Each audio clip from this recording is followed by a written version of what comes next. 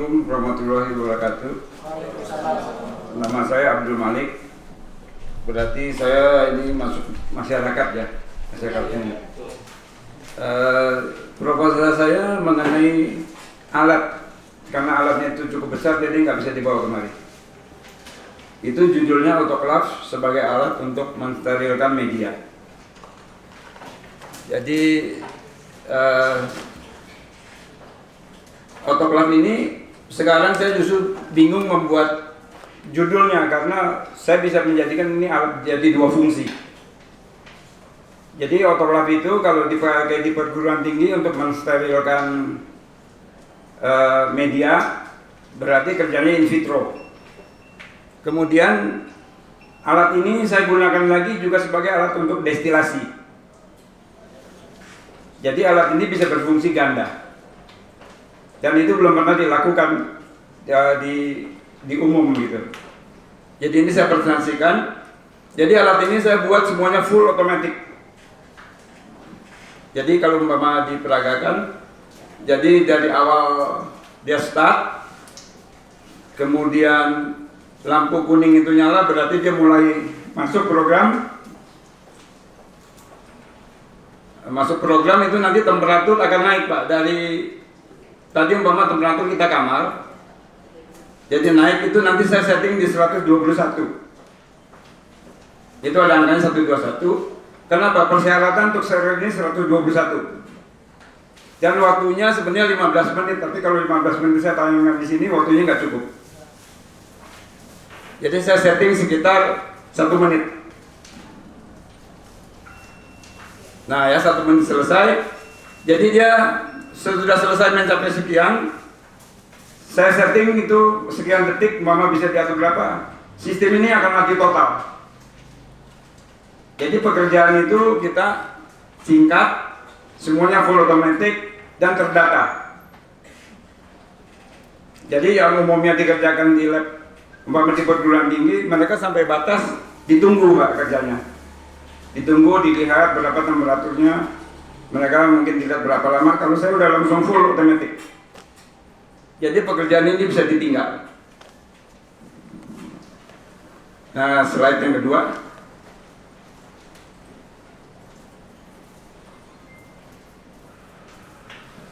Nah, ini saya fungsikan. Jadi ini saya buat sederhana apa yang ada di sekeliling kita. Enggak usah sebagai alat yang mewah-mewah. Ini saya buat water level control Pak. Jadi kalau air penuh, dia akan mati. Kemudian kalau airnya kosong, dia akan hidup. Nanti bisa diperagakan. Nah itu. Kemudian kalau airnya saya ambil, dia kosong.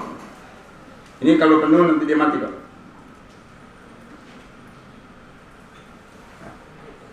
Ini tujuannya satu. Jadi selama kita kalau ini dijadikan alat destilasi, itu air yang di dalam, sayang ini saya flatnya nggak ada ya satu.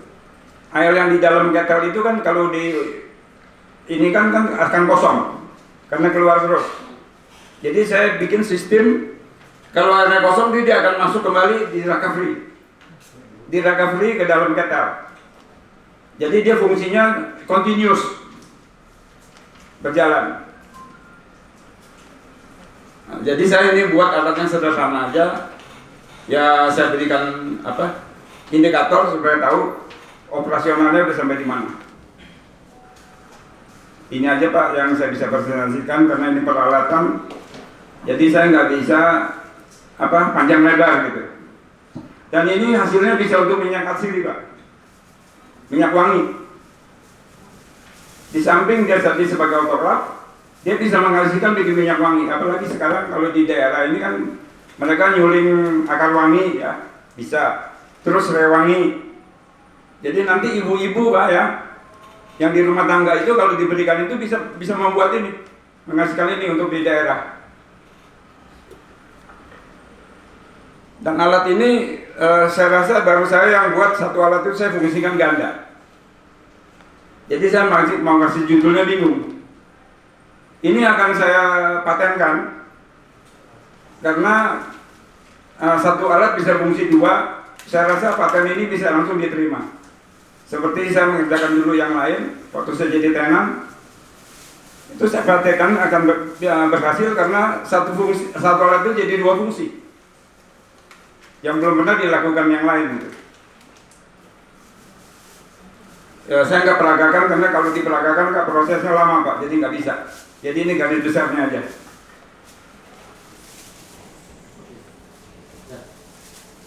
Terima kasih Pak. Ya. Mau saya tanya Pak, itu autoclave tekanannya sampai berapa ya? Tekanannya 1,1 kilo. Ya, temperatur dengan tekanan berbanding lurus Pak. Jadi saya tinggal pilih mana aja sama. Ya, jadi saya pilih yang 121 aja. Memang besar kalau dipakai, besarnya seberapa ya? Kalau dipakai untuk lab, untuk maksudnya untuk mensterilisasi. Kalau di lab biasanya dibuat umpama sekitar 50 liter, tadi itu saya buat yang 150. Untuk sterilisasi kayak misalkan seperti bahan apa? Terserah bahannya, mau nilam, mau cengkeh, mau pala. Pala kan di Bogor banyak. Disterilisasi? Bisa. Enggak, itu untuk destilasi. Oh, destilasi. Kalau destilasi biasa kita ini Pak, untuk di kultur jaringan. Di lab. Kalau lab kultur jaringan, mereka kan sebelum mengerjakan medianya kalau disterilkan, termasuk botol-botol. Yang sekarang justru sekarang Bu, yang paling baik itu sekarang ini sterilisasi di alat-alat puskesmas. Itu saya dapat info sekarang kalau puskesmas itu sudah membutuhkan autoklaf. Ya. Untuk alat-alat sterilisasi di autoklafnya itu kelebihannya dengan yang sekarang ini dijual apa Pak? Kelebihannya? Iya. Kelebihannya ini saya bahannya kan buat dari stainless steel. Terus yang ada di pasaran belum full otomatis. Jadi ini udah full otomatis, jadi kerjanya bisa ditinggal Pak. Kalau mereka biasa kalau jelas Mama di perguruan tinggi itu ditunggu. Kalau saya tinggal aja, nanti dia mati total. Jadi meringankan bisa kerja yang lain. Dan ini udah dipakai di IPB. Mereka malah lebih senang pakai ini. Jadi pekerjaan mereka itu bisa ngawasin yang lain, nggak usah nungguin itu. Jadi Bapak nanti ini dipakai untuk dijual. Dijual. Dijual. Udah saya jual Pak. Berapa harganya Pak?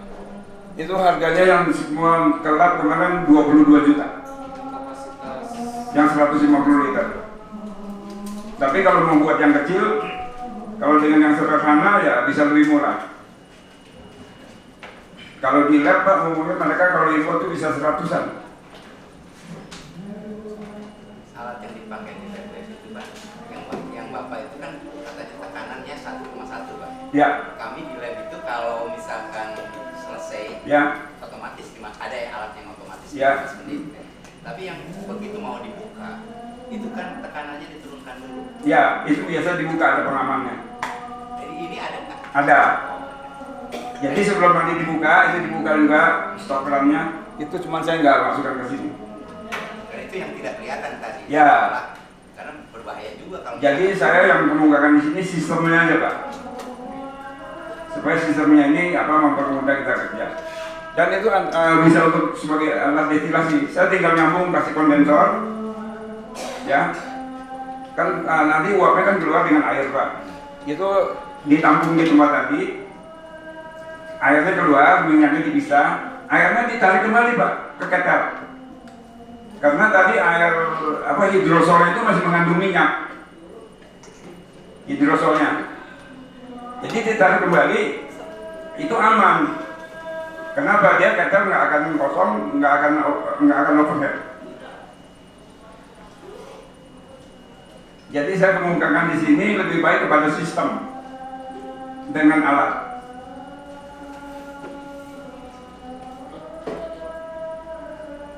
Kalau destilasi ini kan ada memang minyak-minyak tertentu yang tidak boleh dalam suhu yang terlalu tinggi. Ya. Itu ada ininya enggak? Itu bisa disetting temperaturnya. Bisa disetting. Ya, kita malah saya sekarang berpikir temperaturnya saya mau pakai vakum Pak. Jadi titik intinya 60 derajat. Punya ini nggak Pak, brosur atau apa gitu? Brosur belum buat Pak, karena ini saya baru. Udah berapa biji yang dibuat? Kalau autoklaf saya jual udah 4. Udah 4. Ke perguruan tinggi Pak. Berapa harganya? 22 juta. Yang kemarin terakhir jual di lab di Bogor juga. Itu yang kapasitas 150 liter. 150 liter. Cukup besar Pak kalau 150 liter di lab. Jadi sekarang yang di lab itu dipakai alat saya. Enggak pakai yang ini. Karena saya kapasitasnya besar. Cukup? Ya, terima kasih. Terima kasih, tepuk tangan dulu pada Bapak peserta 32. Bapak bisa tunggu di sana atau bisa juga Bapak sambil di situ ya. Ya. Nah, nanti foto bersama. Selanjutnya Dewan Juri apakah break atau langsung saja? Baik, ya. Tapi masih ada yang mendatang tuh ada 4 orang, nomor 35, 36, 37 dan 39. 4 orang. Jadi kita langsung nanti saja break ya sholat ya. Baik, kalau sudah sepakati silakan Ibu peserta nomor 33 Ibu Ika Herawati, waktu dimulai dari sekarang. Assalamualaikum warahmatullahi wabarakatuh. Saya Ika Herawati dari Desa Waru, Kecamatan Parung. Di sini saya akan memaparkan tentang pemanfaatan daun kelor sebagai bahan baku industri rumah tangga. Di kalangan masyarakat kita tentunya sudah banyak yang mengenal adanya daun kelor, tetapi daun kelor ini lebih dikenal dengan peluntur susuk. Ya, bisa masyarakat kita lebih mengenalnya dengan peluntur susuk. Kemudian bisa juga dipakai untuk pengusir setan, gitu. Ya, itu yang dikenal di masyarakat. Padahal tanpa kita ketahui, tanpa masyarakat banyak ketahui juga bahwa kandungan dari kandungan dari daun kelor ini cukup tinggi, memiliki nutrisi yang cukup tinggi. Ini ada perbandingan kandungan nutrisi dari daun kelor. Nah, di antaranya adalah kadar potasiumnya. Kandungan potasium dalam segenggam daun kelor itu 3 kali lebih besar daripada pisang. Kemudian kandungan vitamin A-nya 4 kali lebih besar daripada wortel. Nah, dari perbandingan ini, dari kandungan nutrisi ini, saya berpikir bagaimana caranya agar masyarakat kita ini mau mengkonsumsi daun kelor, karena selama ini daun kelor ini tidak dikonsumsi oleh masyarakat, hanya dipakai untuk pakan ternak saja. Ternak aja makan daun kelor sehat, bagaimana dengan kita? Gitu.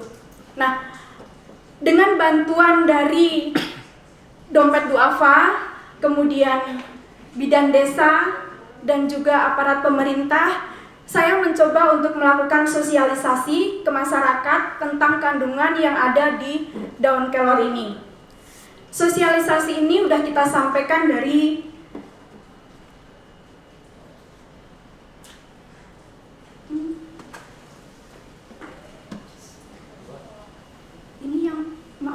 ini yang belum direvisi, yang udah direvisi.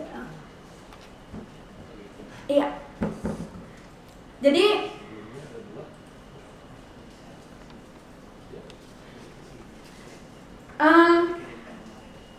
sosialisasi ini saya lakukan. Lanjut aja Mas, nggak apa-apa. Sosialisasi ini saya lakukan dari tahun 2017. Dan alhamdulillah lambat laun masyarakat terutama di Desa Waru sudah mengenal daun kelor dan sudah banyak yang memanfaatkannya menjadi aneka olahan. Dan saya tidak hanya melakukan sosialisasi kandungannya saja, tetapi mencoba untuk memberikan alternatif olahan yang bisa dipakai, bisa dikonsumsi sendiri maupun bisa diperjualbelikan. Salah satu olahan ini adalah cistik daun kelor. Cistik daun kelor ini tidak memerlukan bahan yang sulit, ya. Dan alat yang kita pakai pun bisa kita temukan dalam kehidupan sehari-hari. Nah, yang pertama, bahan yang kita pakai tentunya adalah daun kelor. Yang kedua, tepung maizena, terigu, keju, telur, bawang putih bubuk, baking powder, garam, kaldu bubuk, dan air es. Sedangkan peralatan yang kita pakai yang pertama adalah gilingan mie atau gilingan pasta, yang kedua timbangan, terus kompor tentunya untuk melakukan penggorengan, parutan keju, penggorengan itu sendiri, baskom, dan sarung tangan. Nah, untuk prosesnya, dalam pengolahan daun kelor ini kita ambil daun kelor yang masih muda, cukup muda, tetapi tidak muda banget dan juga tidak tua, ya, yang muda. Kemudian kita pisahkan daunnya dari tangkai. Setelah itu kita rebus sebentar, kita blend, kita rebus, ditiriskan, kemudian kita cacah.